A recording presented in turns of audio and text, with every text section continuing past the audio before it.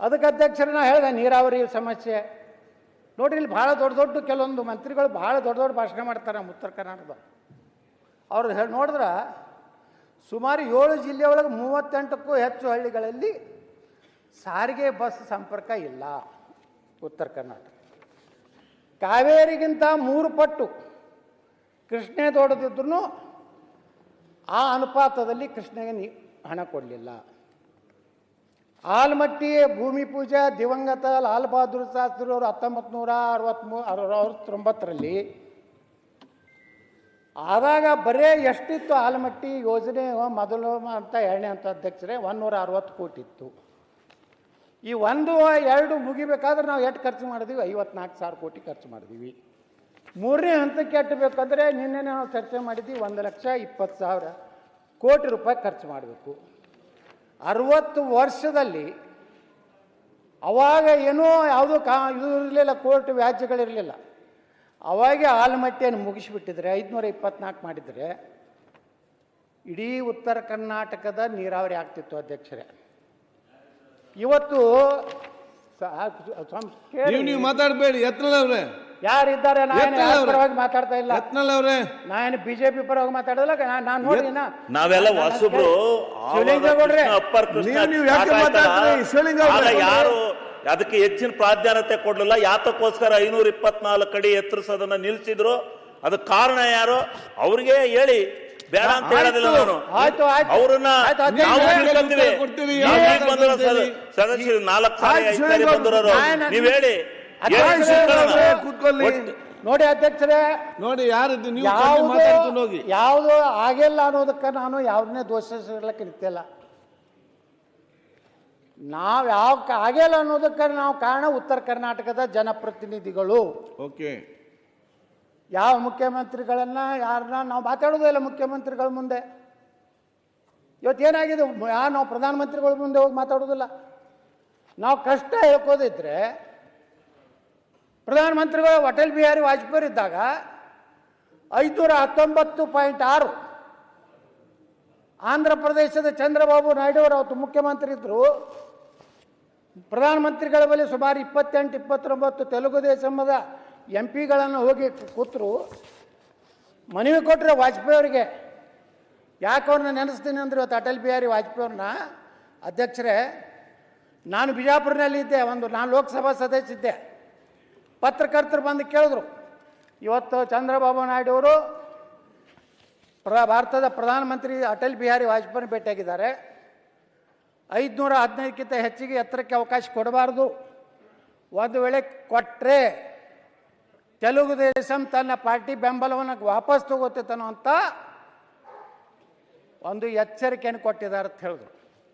ಅವಾಗ ನಾವೊಬ್ಬ ಲೋಕಸಭಾ ಸದಸ್ಯನಾಗಿ ನಾನು ಏನೋ ಬೇರೆ ಹಾದಿ ಹಿಡಿದು ಬಚಾವಾಗಲಿಕ್ಕೆ ಪ್ರಯತ್ನ ಮಾಡ್ಬೋದಾಗಿತ್ತು. ಆದರೆ ಅವತ್ತು ನಾ ಹೇಳಿದೆ, ಕೇಂದ್ರ ಸರ್ಕಾರ 519.6 ಎತ್ತರಕ್ಕೆ ಅನುಮತಿ ಕೊಡದೇ ಇದ್ದರೆ ಸುಪ್ರೀಂ ಕೋರ್ಟ್ನಲ್ಲಿ ನಮ್ಮ ನ್ಯಾಯದ ಪಾಲನ್ನು ಕೇಂದ್ರ ಸರ್ಕಾರ ಅಫಿಡೇಟ್ ಹಾಕದೇ ಇದ್ದರೆ ನಾನು ಲೋಕಸಭೆಗೆ ರಾಜೀನಾಮೆ ಕೊಡ್ತೀನಿ ಅಂದೆ. 5 ನಿಮಿಷದಲ್ಲಿ ಅನಂತಕುಮಾರ್ ಅವ್ರ ಫೋನ್ ಬಂತು ನನಗೆ. ಏನು ಕೇಳಿದ್ರೆ ಅಧ್ಯಕ್ಷರೇ, ಏನಪ್ಪ ಮಹಾಪ್ರಭು, ನಮ್ಮದು ಸರ್ಕಾರ ಇದೆ, ನೀನು ರಾಜೀನಾಮೆ ಕೊಡ್ತೀನಿ ಅಂತ ಹೇಳಿದಿಲ್ಲ ಅಂತಂದರು. ಹೌದು ಕೊಡ್ತೀನಿ ಅಂತ ಹೇಳಿನ ಅಂತ ಹೇಳಿದೆ, ಕೊಡ್ತೀನಿ ಅಂತ ಹೇಳಿದೆ. ನೀವೇ ಕಲಿಸಿರಲ್ರಿ ನಮ್ಮ ಮೊದಲು ದೇಶ ಪಕ್ಷ, ಅಲ್ಲಿಂದ ನಾನು ದೇಶ, ನನ್ನ ಕ್ಷೇತ್ರದ ಜನ, ನನ್ನ ಲೋಕಸಭಾ ಸ್ಥಾನ. ಅವಾಗ ಅಧ್ಯಕ್ಷರೇ ಧರ್ಮಸಿಂಗರು ಮುಖ್ಯಮಂತ್ರಿಗಳಿದ್ದರು. ಇಲ್ಲೊಂದು ಆಲ್ ಪಾರ್ಟಿ ಮೀಟಿಂಗ್ ಆಯಿತು ಬೆಂಗಳೂರಿನ ವಿಧಾನಸಭೆಯಲ್ಲಿ. ನಿರ್ಣಯ ಆಯಿತು, ಎಲ್ಲರೂ ಕೂಡಿ ಪ್ರಧಾನಮಂತ್ರಿಗಳ ಭೇಟಿ ಆಗೋದು. ಅದಕ್ಕಿಂತ ಮುಂಚೆ ಅನಂತಕುಮಾರ್ ಅವ್ರನ್ನ ನನ್ನ ಮನೆಗೆ ಕರೆಸಿ, ನೀ ಭಾಳ ಈ ರೀತಿ ಸ್ಟೇಟ್ಮೆಂಟ್ ಕೊಟ್ಟಿದ್ದು ತಪ್ಪು ಅಂತ ಹೇಳಿ. ಆಯಿತು, ತಪ್ಪಿದ್ರೆ ಏನು ಆ್ಯಕ್ಷನ್ ತಗೋರಿ ಅಂತ ಹೇಳಿದೆ. ಅವತ್ತೇ ನನ್ನ ದಿಲ್ಲಿ ಕರ್ಕೊಂಡು ಹೋದ್ರು.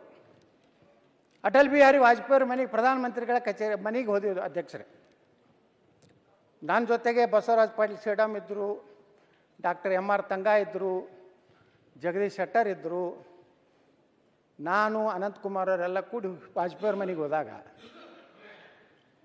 ನಮ್ಮ ಅನಂತಕುಮಾರ್ ಹೇಳಿದ್ರು, ಈ ದೇಕೋ ಬಿಜಾಪುರ ಕೆ ಸಂಸದ್ ಐಸಾ ಬಾತ್ ಕಿಯಾ ಹೈ ಅಂತ ಹೇಳಿದ್ರು. ನಾನು ನೋಡಿದ್ರು ವಾಜಪೇಯಿ ಅವರು. ನಾ ಹೇಳಿದೆ, ಈ ರೀತಿ 519 ಆಗದೇ ಇದ್ದರೆ ನಾವು ಡ್ಯಾಮ್ ಕಟ್ಟಿ ಬೇರೆ ಜಿಲ್ಲೆಯವ್ರಿಗೆ ಕೊಡೋದು ಬಿಟ್ಟರೆ ಬಿಜಾಪುರಕ್ಕೆ ಏನೂ ಲಾಭ ಆಗೋದಿಲ್ಲ ಅಂತ ವಾಜಪೇಯಿ ಮುಂದೆ ಹೇಳಿದಾಗ ಆ ಪುಣ್ಯಾತ್ಮ ಅಟಲ್ ಬಿಹಾರಿ ವಾಜಪೇಯಿ ಇನ್ನೂ ನೆನೆಸ್ತೇನೆ. ನೇರವಾಗಿ ಅವತ್ತಿನ ಅಟಾರ್ನಿ ಜನರಲ್ ಹರೀಶ್ ಸಾಳ್ವೆ ಅವ್ರಿಗೆ ಫೋನ್ ಮಾಡಿದ್ರು.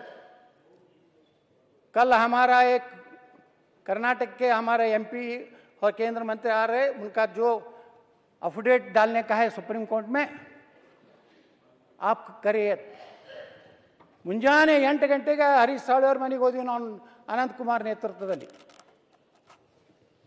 ಅವ್ರ ಮನೆಗೆ ಹೋದಿವಿ, ಟಿಫಿನ್ ಮಾಡಿದ್ವಿ. ಒಂದೇ ಮಾತು ಹೇಳಿದ್ರು ಹರೀಶ್ ಸಾಳ್ವೆ, कल हम अटल जी ने बोला है आज सुप्रीम कोर्ट में आलमट्टी डैम का 519.6 519.6 ಅಫಿಡೇಟ್ डाल देंगे.